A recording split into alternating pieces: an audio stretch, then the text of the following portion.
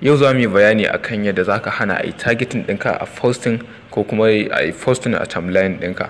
Sau da yawa mutane sukan ji ɓacin rai a yayin da za ga wani ya yi posting a timeline ɗinka wanda abun ba bai da alaƙa da kai ko na makamancin haka, ko kuma wani ya yi targeting ɗinka a cikin posting na batsa ko wani abu ko wani magana dai wanda kai bai kamata ma a ce ka shiga ba. So insha Allah yau za mu yi bayani akan yadda za ka rufe timeline ɗinka ta yadda bayan da za a yi mutum ya yi targeting ɗinka, in ma ya yi dole sai ka ga dama sannan za ka yi bari wannan posting ɗin ya yi afiya a timeline ɗinka.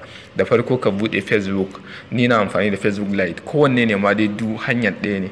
Ka buɗe Facebook ɗinka sai ka taɓa nan alaman wannan abu, wancan ma official Facebook din shi ma haka za ka taɓa ɗan noma menu, sannan sai ka duba setting. In ka shiga setting sai ka duba can ƙasa akwai wajen da aka rubuta timeline and targeting nan kenan, sai ka taɓa shi sai ka iyo ƙasi. A nan wajen ga wani waje da aka rubuta review tag people at your post, sai ka taɓa shi. Yanzu yana kashe, sai ka in ya buɗe sai ka kunna shi, wannan ma sai ka kunna shi.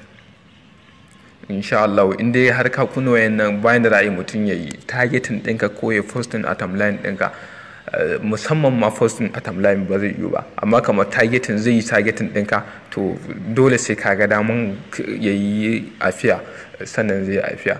In baka ga dama ba za ka iya cancel ɗin shi. Wannan kenan. Ku ci gaba da kasancewa da Arewa Tech a kowane lokaci domin samun tutorial akan Android da WhatsApp da Facebook da sauransu, musamman a harkar intanet. Kada a manta a yi subscribing da share da comment da like.